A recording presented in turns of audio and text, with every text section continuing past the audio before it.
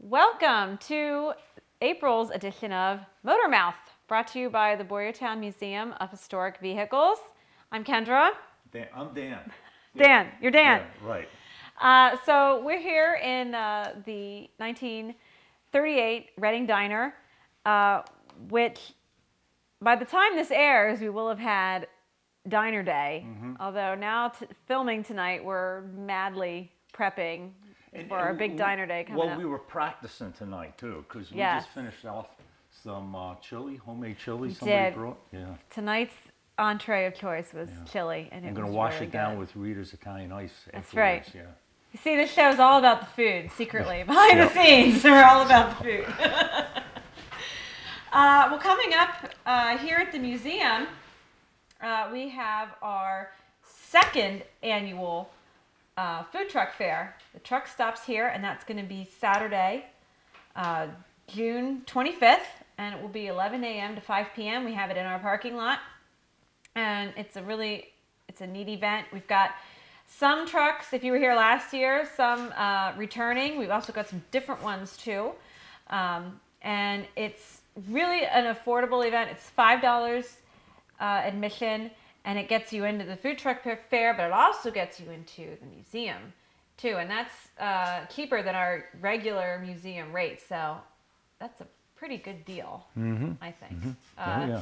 So in addition to the food trucks, we're going to have blacksmithing demonstrations here as well in our carriage factory. We're going to have face painting, DJ. We're also going to have, for anyone who's been to Duryea Day a couple years ago, he hasn't been there last few years, Bob Swaim, who rides these really unique bicycles. I don't just mean your standard bicycle that you would ride, some really unique stuff. And he's going to be there at Food Truck Fair as well, riding around. And Bob Swaim. He's the one trying to get the Slinky as Pennsylvania state toy, is, right? Yeah. He is. So he's an There you interesting go. personality. Oh, yeah. He's a neat guy. Nice guy. Yeah, so he always likes to incorporate the audience into his stuff too, so get them to try some of these things. So really neat exhibit or display of his own that he puts on there. So that's really our next big event. Of course, if you want to visit the museum during regular hours, we're open 7 days a week, 9:30 a.m. to 4 p.m. and close major holidays, but we're open pretty much every day, and we've got great stuff here on display at the museum. Carriage Factory is now having those blacksmithing demonstrations every Saturday. So if you come in on a Saturday between 10 a.m. and 2 p.m., you can also get to see some blacksmithing happen as well. And the museum, of course, we're located here at 85 South Walnut Street in Boyertown, PA. And please give us a call if you have any questions about anything here at the museum or any of the events that we just talked about. The number here is 610-367-2090, or please feel free to visit our website, www.boyertownmuseum.org. And if you're on Facebook, the museum Facebook page is very active, and Motormouth has its own page too. So you can always go back and get the link through there to watch the episode online. And sometimes we also post additional photos, or maybe if we read some part of an article or something, we'll put the whole thing up too, or show part of a video. We'll do that too on the Motormouth Facebook page. So join us there. And with that, Dan has Stuff. an oddball thing to talk Oddball about, thing.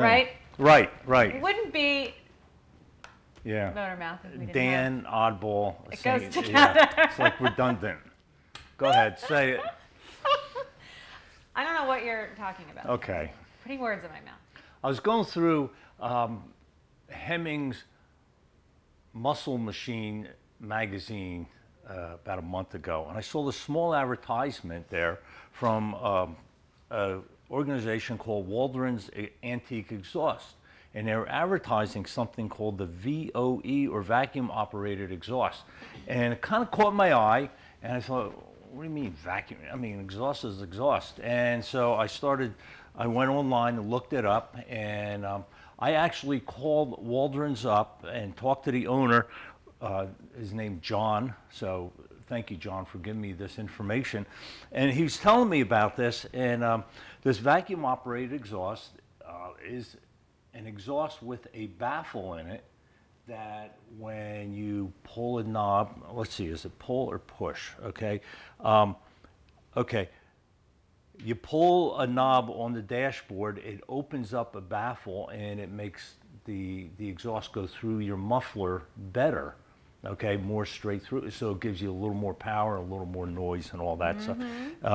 You push it, and it closes that baffle, and it has basically goes through the muffler 3 times instead of once, and so that's it.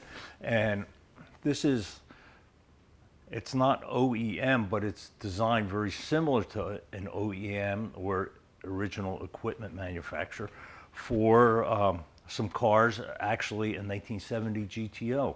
So if you have a 1970 GTO and you wanted the vacuum operated exhaust, also called the Humbler, also called the driver controlled exhaust, or the DCE, you could go to these people, Waldron's Antique Exhaust, and you just go on the internet, you look them up, and pretty good stuff there.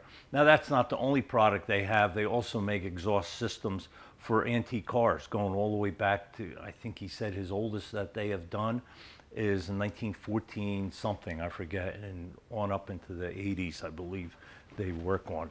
So all kinds of stuff like that. So there you go.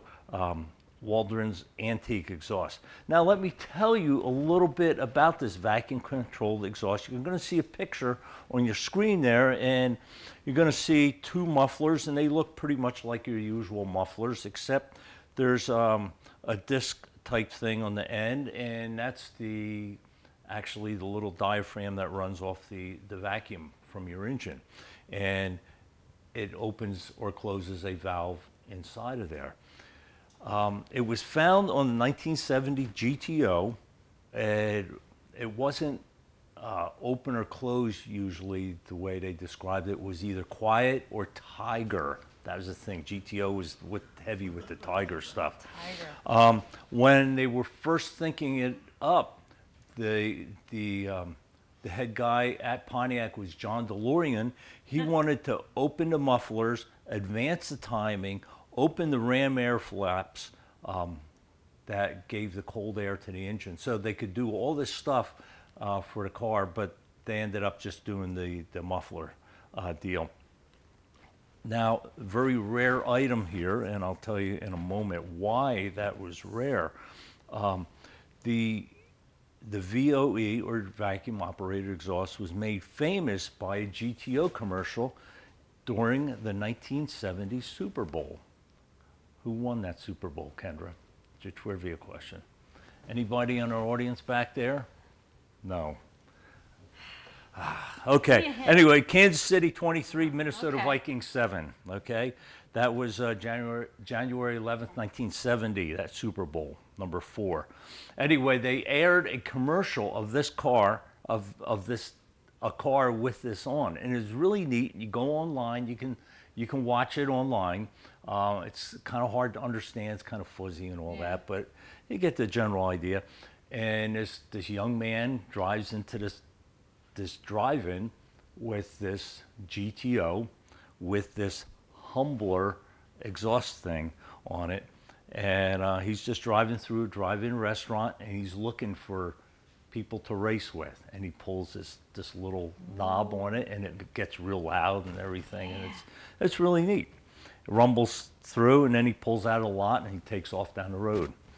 Well, it wasn't Paul Revere and the Raiders, was it? No, just some young guy. I don't know, some Melvin something. So, anyway, they aired this commercial once, and it was during the Super Bowl. Apparently, General Motors high officials saw it, and they says, "We don't want to be portrayed as this," and they pulled. That was the last time the commercial was on television. And they also pulled the option. They said, "Nope, that's it. We're not going to do it." So because of that, only 233 GTOs had this on there. So 212 hardtops, 21 convertibles. So if you find one of these, you got something. Yeah. Or you can go to Waldron's Antique Exhaust and get a brand new one. And they make them, you know, there's a certain size you need for the chassis and the fit in the chassis and stuff. So they make them for 1970 to 72 GTO, Le Mans, Tempest. They're all the same underneath there. So anyway, Wow. so that's it. Yeah. You happen to have one in your garage? No. Oh, okay. Sorry. Our plane ticket is not sitting in my garage. No, That would get us a good plane. So that's it. That's the Tiger button, it was called, W73 option. So there it is. Wow. So that's tonight's little oddball thing. I wonder if Super Bowl advertising back then was proportionally as expensive as it is now. I don't think it was expensive, but I thought it was kind of interesting that this It was aired. such a big deal. The first time they aired it was Yeah. here, and you know, it wasn't the beginning of the car, the car sales year, but it was kind of in the middle because Right. it's January. But Yeah. I guess, you know, back in Super Bowl IV, they were already thinking that way. Yeah. So, Wow. Interesting. okay. Thank you. Well, I think next we're gonna go meet our guest. Yeah. We have a I'm guest. probably tonight. going to sneak off and get some chili first. Oh, but- all right. Well, after we take a quick dinner break, Yeah, we'll go back okay. and meet our guest. Okay.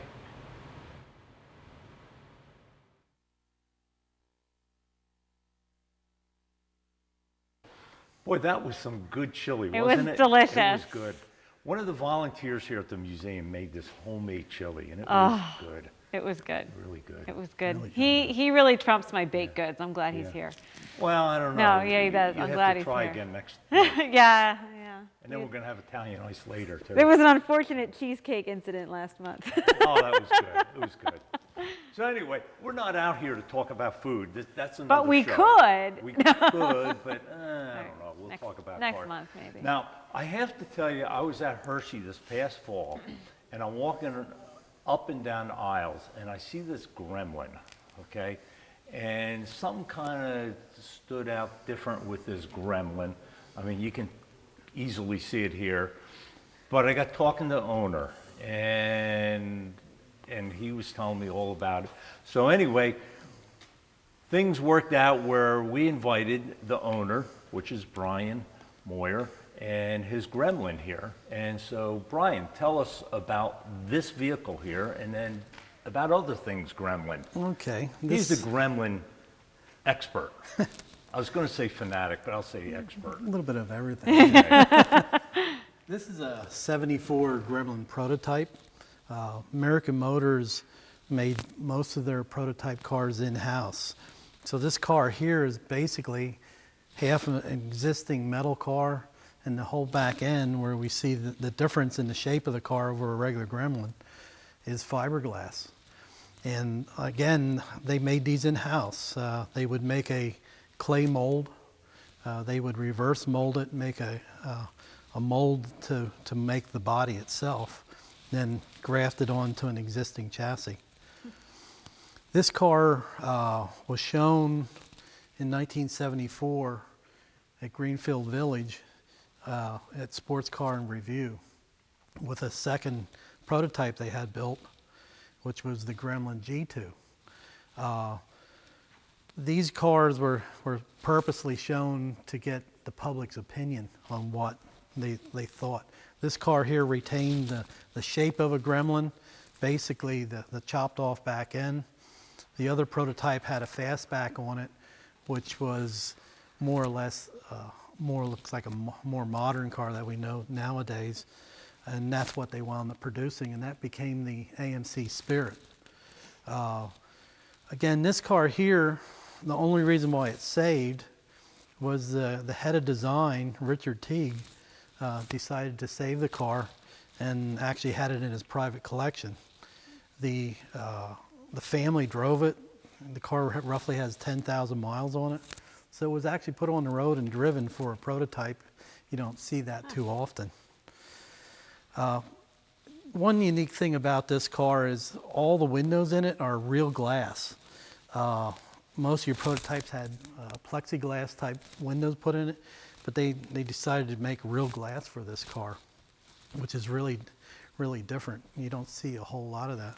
And something, you talk about real glass, and we're not talking just a flat piece of glass. I mean, I look at this and it has a curve right here, and it's amazing. So you figure they made one piece. One or maybe a couple to And make then, sure and they then it's had a 'em. mirror image on the other side, of Exactly. course. Seems like a pretty big expense for a prototype. Yeah, it was, especially for a car that you weren't planning on building. Right, right. You know, Interesting. these are one-of-a-kind cars. This is the only chassis like this. So it wasn't a big expense. What I've been told is they would make plaster of Paris molds, and then they send it off to the glass company and tell them what size they needed to be, and they would actually make the shape of the glass off the mold. These happen to be made out of Pittsburgh glass. Right. They made all their special glass for them. But there's a lot of unique things on the car. This has a special interior in it. The wheels are one-off type set wheels at the time. They were the newest and modern thing at the time. They produced them.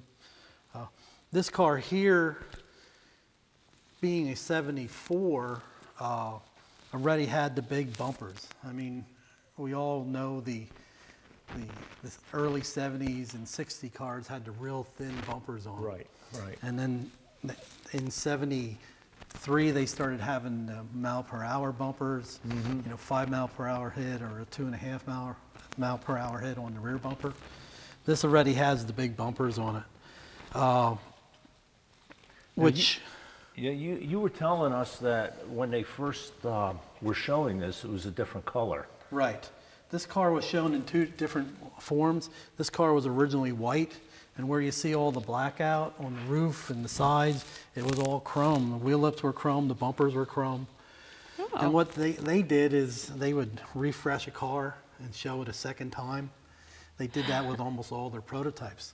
And it would give it a different idea, different shape, just the colors change and all that. And you were saying like in the 70s, it was going to this blackout. The blackout in look to it. 79 in the Spirit GT, instead of having chrome on the car, they had black bumpers, all the trim were blacked out on the car just to make it, look different. So, Yeah. so and I believe this is the standard issue That's a Gremlin standard- roof rack, and That's a standard roof rack, just blacked out. Basically, they didn't do that on any of the production cars, as far as I know. Blackouts became real common later on. You still see it on cars. It's a big thing right now, especially on Jeep. I mean, you're starting to see all these packages with black wheels and they call that murder out. Yeah, we were just talking about that the other day, Yep. and Yep. I don't know, it just looks different to me It's now. I'm not definitely used to different. it yet. exactly. And yeah, I think when I saw this car, Hershey, walking, and of course you walk in front of the cars and you see all these cars, and I've come to know at Hershey, if you see a Gremlin, stop. It's probably some interesting vehicle, and it's probably owned by Brian. But anyway, I saw this, and this triangular shaped window here is a little bigger than the normal Gremlin would have been. Right, they added about 5 inches to the rear window shape in the back, and it made it a lot pointier. What it did is it makes the car look longer overall. It's still the same wheelbase as a standard Gremlin, but the car itself looks so much longer because of the shape of the window. The window, the way they did it in production, was kind of like choppy looking and had a big pillar look to it. One of the things they talked about on this car gave them a better rear view. You didn't have the blind spots in the back Okay. Right. from the big posts that you had on the production Gremlin. That was the other purpose for this setup like this. And you said they would make these cars to get public opinion. Right. And so, did you have, in your research, have you ever found any results of those public opinion polls? There's a few bits of tape, some short movies out there like the chairman of the board talking Okay. about the different things, talking about the way the name came about and different things like that. There are some pieces that are published on it, yeah. Okay. Yeah. And Gremlin, you know, everybody's talked Gremlin. That's what a different name. And at the time, it was the thing. They tried, I think, 4 different names, and this is the one that hit the mark for them. It was actually the code name of the car to begin with. Mm-hmm. They used the Gremlin as a code name. And everybody's saying Gremlin, you know, we're talking back to World War II again. Right. You know, where the name comes from is that mythical troublemaker in Right, the yeah. enemy's airplanes that would cause a problem, you know. And their whole idea was that they're going to make a problem with this car for the imports coming in. Mm-hmm. That was their whole idea. Okay. American Motors was the smallest of the, actually there was the big 3, and then there's American Motors, the Right. 4th. And their whole setup was to stand out and be different than from everybody else's cars out there. And they knew they had to stand out in the market to Oh, they made it yeah. different, Yeah. all right. quite different. And this one here has a little bit more shape to it in the back end than the factory production car. But American Motors took a Hornet sedan, basically, and took 12 inches out of it to make the wheelbase 96 inches long. Mm-hmm. The Hornet was 108. These are 96. And when they designed the floor plan, they already had that in mind. They already had done it in the past with the Javelin and the AMX. They did the same thing there. They took 12 inches out of the floor pan to make those 2 different cars. They're so different but so alike again. Yeah. From the B-pillar front, this car is the same as a Hornet. Had the same drivetrain, same basic rear end. They had to change leaf springs because they had a shorter wheelbase and not as much room to put into it. But mechanically, it wasn't anything new for them in '70, other than the body. Mm-hmm. And what that did for them is it came out on the market 6 months earlier than GM, Ford, you know, when they came out with their Pinto and their Vega. Had a fully proven drivetrain underneath it, didn't give them problems. Right. Where Vega's motors were oil burners after 6 months, and you know, these cars just kept going. Yeah. They were good for 100,000 miles easily at the time, and that's saying something back in 1970. Right. They were a solid motor. And I remember them having a pretty decent warranty, too. They were one of the first ones to Yeah. push for a warranty, where most of your manufacturers had 90-day warranties on their cars. You know, you had 90 days to fix any Wow. problems you got with it. Wow. They came out with a year warranty, Oh, wow. That's and good. that basically covered everything. Now, I remember that, I have to confess here, I used to have a Gremlin, okay? And I remember that was one of the things that interested me was the warranty. And mine was a 75. I don't know when that warranty started. Mine was baby blue, white stripes with a V8 in it, which was really cool. So It was a buyer V8. protection plan is what they called it. And then in 76, 77, they went to buyer protection plan too. And they actually doubled the warranty. We went 2 years with it. okay.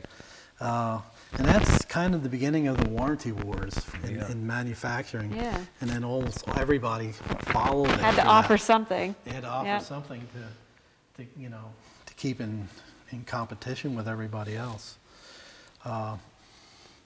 American Motors was a real small company. Their whole design department was smaller than, say, one of GM's departments. You know, GM had their Buick, Pontiac, Oldsmobile, Right. Chevrolet. They all had separate design studios. American Motors had one small design studio to do everything. Everybody thinks their cars were produced in Kenosha, Wisconsin, which is away from Detroit. But they were based. Their headquarters was in Detroit. Their design studios were in Detroit. and all the design work and actually most of the engineering was done in Detroit. So it did make them a Detroit motor company. Right. But and that happened back in the early 30s when they merged with Nash Calvinator, Okay. merged together, and that's what formed the first phase of American Motors to come in. In the second part, they actually merged with Hudson. Okay. And once they became part of Hudson and Nash Calvinator, that's when the American Motors name came in. And that actually was, I think, 1954 when the American Motors name actually Right. formed. Right. But they were always stayed small. They're the last independent company to be out there. Studebaker fell down in the late 60s, in the mid 60s.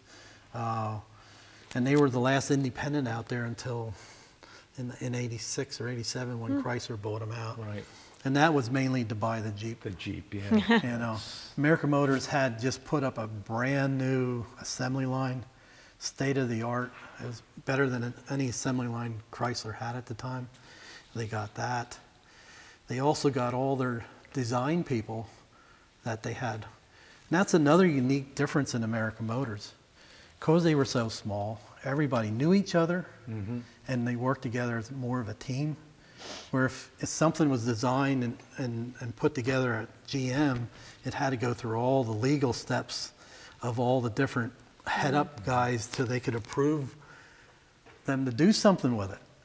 In AMC, I mean, they made a decision within a day usually. Yeah. You know, they were right on top of it.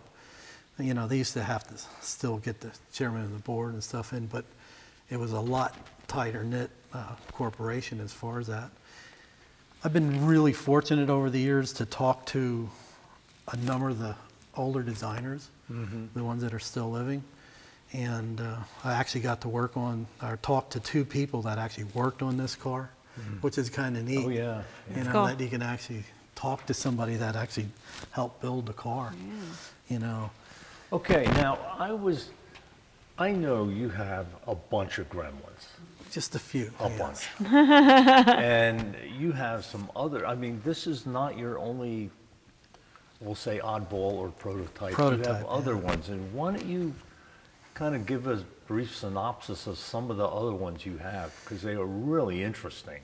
This is actually the third or fourth variation on the Gremlin chassis.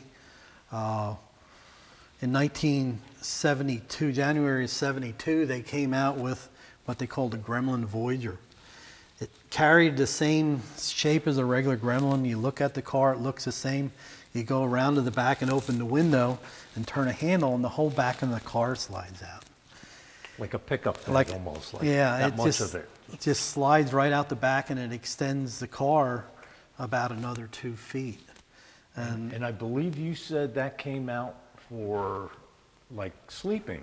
Yeah, they tried to in all the shows and in the places they had taken it, they set it up with a camping equipment and a fishing rod and things like that, so that when the drawer was open, they had a 6-foot sleeping platform in the back of it.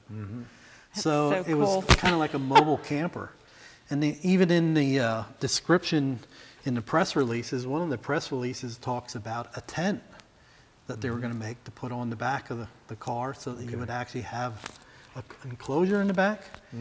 Well, that was January 72. In 1973, they came out with a Hornet hatchback. Okay. They made a tent. And they had a Wow. mattress setup for those. So the ideas that they were using in that car progressed a little bit into a different model and got used for that. And occasionally you'll see at a show somewhere somebody has a tent on the back of a Hornet hatchback. They're out there. Very unique setup.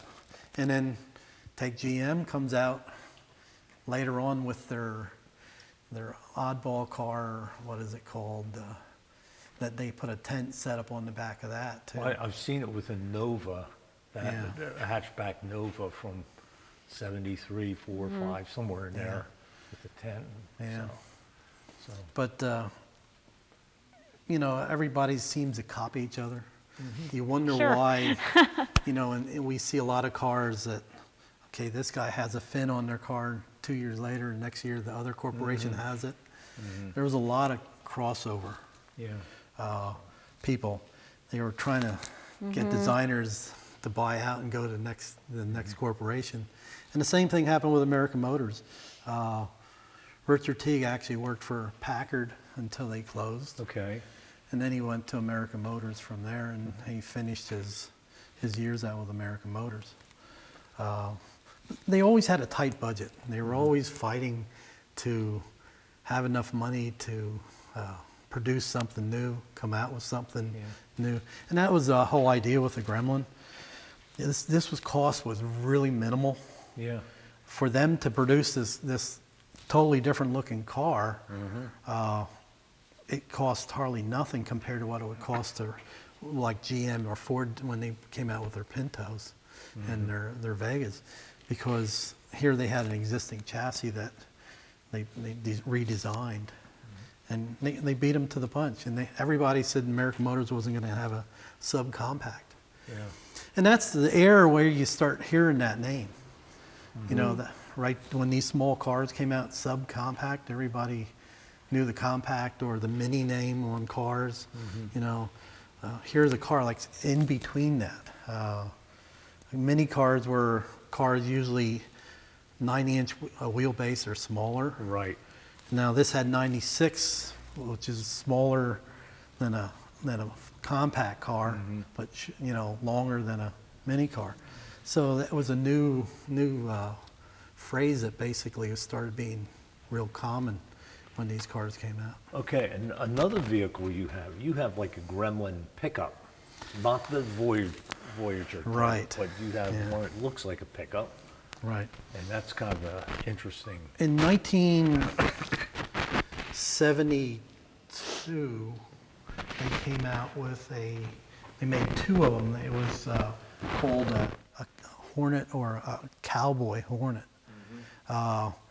And what they did there, they modified a Hornet chassis, and they made a full 6-foot box that they put on the back of on the chassis, and they made themselves a pickup truck. If you think into the 80s when Jeep had the Comanche, that was a compact pickup truck that they had. It's the same basic idea in the early 70s. That car there actually had a Gremlin front end on it in clay modeling and in the first structure. And then by the time it was supposed to come in production in 73, it had a Hornet front end on it. But the car never made the production because American Motors at the time had just come out with their Sportabout wagon. They had the hatchback come out in 73, and all their production that they actually had, they only had 2 manufacturing points at that point, which was Kenosha, and then they actually produced in Canada, also in Brampton in Canada. And they didn't have enough build capacity, so they decided not to make it. But then it resurfaced later on in the Jeep line in the 80s. And it's so much the same, it's unbelievable. But there again, they took an existing chassis, cut it down. But that chassis there was modified and done at a specialty shop because it was all done in sheet metal, where these cars were made in fiberglass. Now, another unique thing about Gremlins, you had a small car, pretty lightweight, and you could get a V8 in them. Exactly. Okay? The Gremlin I had a 304 V8. Exactly. Which gave it some pep. I also had the Levi interior, which was unique too. That's you know? another thing American Motors was known for. They were so small that when they went to the designers, they would actually work with them. Ford tried to do it with a Levi Gremlin, like, you know, the blue jeans seat. Ford tried doing that, but they couldn't get a contract signed with them. American Motors comes along, and here they are, and they were able to do it because they were a small company.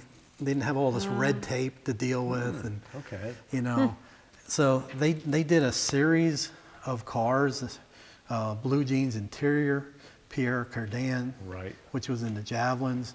They had Ole Cassini, which was in the Matadors, real fancy interiors. Right. You know, and all these designer names, and they did one after another, you know, where the other manufacturers at the time couldn't get it done. And that's because they were small, Yeah. you know, and they were willing to work with them. Like I said, I've been really fortunate to talk to designers, and I've actually got to see some of the original drawings from the Ole Cassini and the Pierre Cardin Javelin, all, you know, drawings that were proposals that they came up with. And some of them are pretty wild. I mean, yeah. you know, and the cars themselves the interior designs are different. This car here has a one-off interior in it, but it was actually used in two different cars. This was in another prototype, in a Hornet prototype, and then that car got destroyed.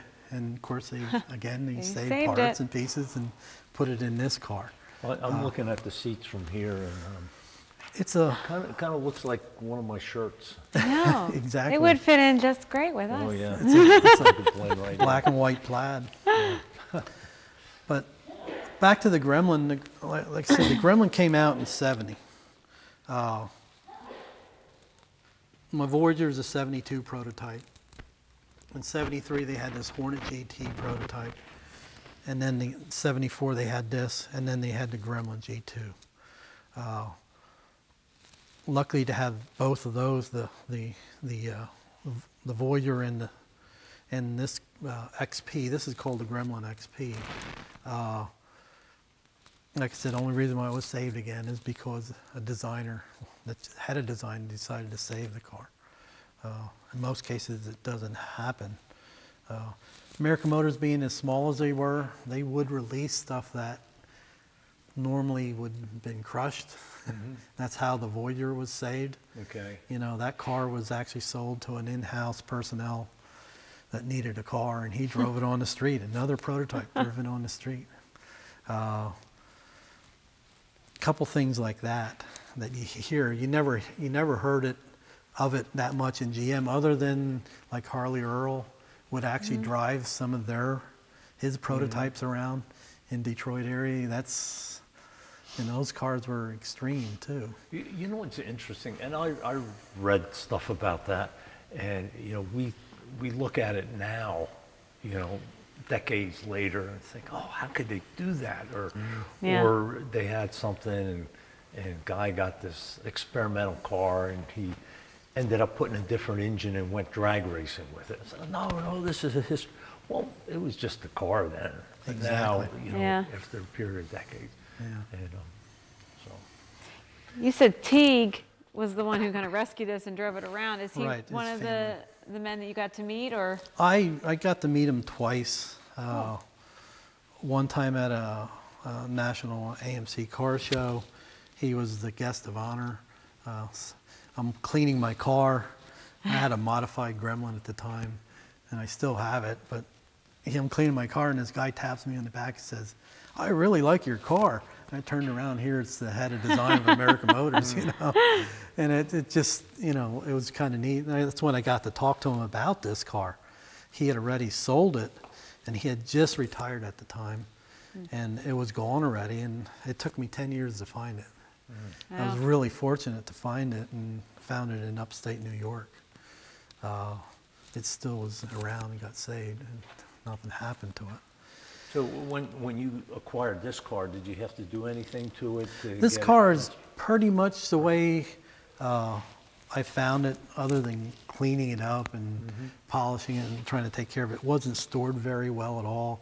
It was really musty, and actually the whole interior was covered with mold. I mean, it was pretty bad. Yeah. Brakes were frozen up solid on it, but the motor did run. So it'd take a lot of stuff apart, clean it, put it back together. What I'm trying to do is just preserve the car.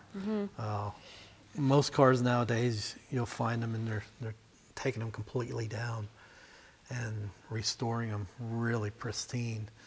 And it's one of those catch-22s. The big push right now is saving the old car the way it was, you know, trying to keep it in, you know, the history of it alive. keep it running, but not do too much extra to them. And we see that in the Simeon collection Right, yep. down in Philadelphia. Yep. He's big into that. I don't know if you've read much about the Cobra that he is, the number yeah. one Cobra down there. That's all original. Wow. And they're trying to just keep it mechanically, you know, I up. believe they even have an auction down there that specializes in all original cars. Yeah, or And, Wow. non-restored vehicles. yeah. Yeah. And we're not talking 1975 Impalas. We're Right. talking about, you know, Yeah, Wow. old. 1912 Rolls Royces that are. But that's the big thing right now. So hopefully this car will just stay this way, you know, keep it clean, keep it running, take it out to different things, and I'm a caretaker for the next person that's going to have the car in another 20 years from now or something. So, but we enjoy having them. I've been collecting Gremlins for a long time. I like the one-off cars. A number of years back, I got not a phone call, but an email from a guy over in Australia. And this guy said, "We have this Gremlin that we need parts for. Can you help me out?" And your name came up. So we started emailing back and forth, and I started telling him things about the Gremlin he didn't know. Here it was the only car that they had imported through a company in Australia that had a licensing to build American Motors cars. And they took this Gremlin over to Australia and converted it to right-hand drive, and they used it for their national car show. You know, like you go to Detroit here to the car show. They have one in Sydney and Melbourne. And they showed the car, and at that point they knew already they weren't going to produce it. So this is the only Gremlin that company actually imported for the purpose of, you know, again, to get the public opinion. So it was really the only what we call an AMI Gremlin. And of course, all export cars for American Motors didn't use the AMC name. They used the Rambler name.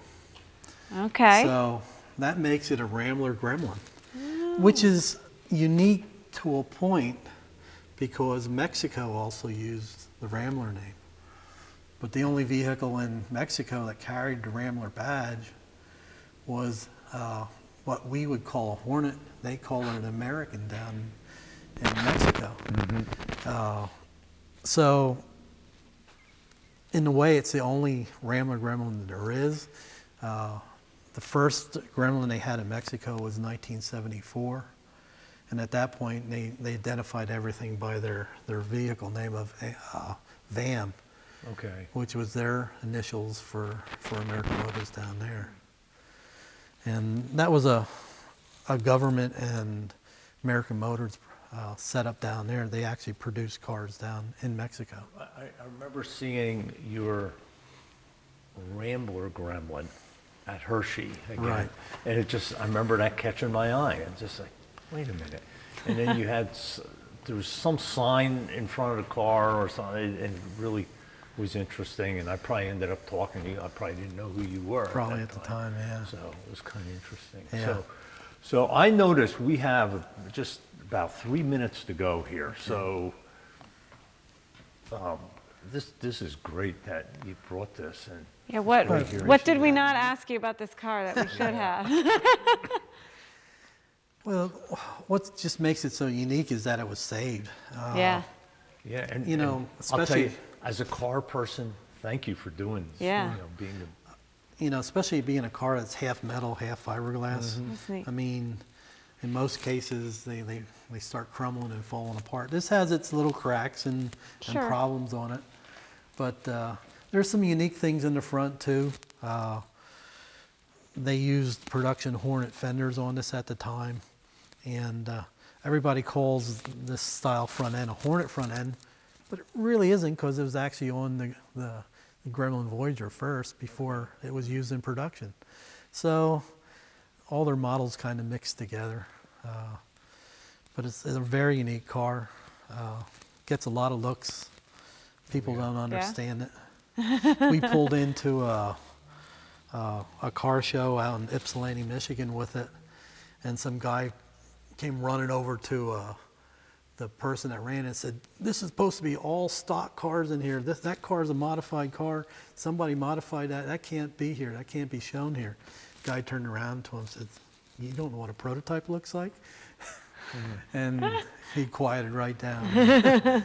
So we showed him that show. But it's just fun having a unique car like this. I bet. Yeah. Okay. Well, this is great. Thank you for bringing it. Sure. Thanks for joining us, Brian. Sure. Glad to be And, here. I guess we'll go finish up in the diner. Yeah. And then get ready for some Italian ice. That's right. Yeah.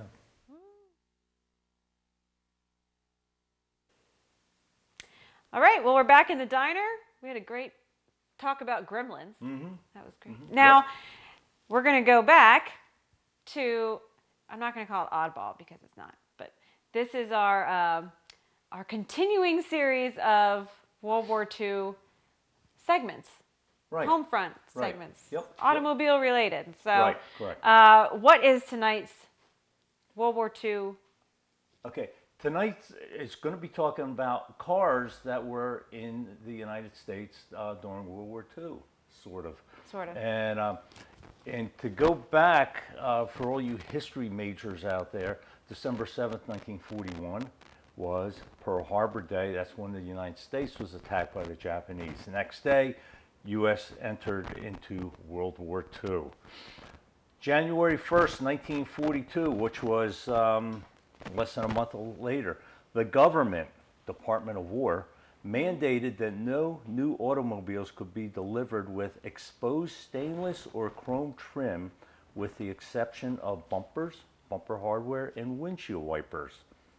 The raw materials were needed for the war effort. And that's what we're going to be talking about, is a car that fits into this scheme here. And you think about how the whole country was really geared to not just the war effort, but I'm thinking, the country was Pitching in. Yeah, we were Yeah. threatened, we were Yeah. attacked, and it was kind of interesting the way everybody got together. So there was no exposed stainless or chrome trim on the cars, so they just had bare metal, but they painted over it. And we're going to be looking at a car. You're going to be seeing pictures as I'm talking here of Chuck and Joyce Gibson's 1942 42. Chevrolet Blackout. Now, it was made in 1942, but it's licensed or registers in 1943 because that's when it was sold. It was sold out here in South Central Pennsylvania. Chuck told me it was like sort of in the middle of the state, right near Oh. the Maryland border. Okay. And I didn't know that. yeah, and it was sold to a postmaster of a town called Salisbury. You know where Salisbury is? Salisbury, Maryland. No. There's no, a Salisbury, no. PA? PA, yeah. didn't know that either. Just the side of the Okay. Mason-Dixon line. Okay, but anyway, it was a postmaster down there got it, and the reason he got it is he was a critical. They needed this. He needed this to deliver mail and such, and I mentioned that in January of '42 they quit making cars with the stainless or chrome trim. And January 15th of that month, all sales of cars, as well as the delivery of cars to customers, were frozen by the government's Office of Production Management, OPM. Temporary measure, local rationing boards could issue permits allowing people who had contracted for cars before January 1st to secure delivery. So the people who would get them is important people like probably doctors. Doctors. Postmaster is in this this vehicle here. People who were critical, who needed cars to get around with. And I came up on a site on the internet about military vehicles. Somebody was discussing this, and they broke it down per year, how many cars were in storage that were made, but the government says you can't sell these, so they just had them in stores to dealers, and I'm assuming if I was Dr. Dan and needed a car, I couldn't just go up to the dealer and get it. I probably had to fill paperwork out and prove the validity of me needing a car. And so anyway, you take a look at Chuck and Joyce Gibson's car here, and you can see it's dark green in paint, all original. And you're looking at the trim. The grill is painted like a lighter green. There's metal strip down the side, that's light green. Even the emblem above the grill is painted. You can see pictures of the interior.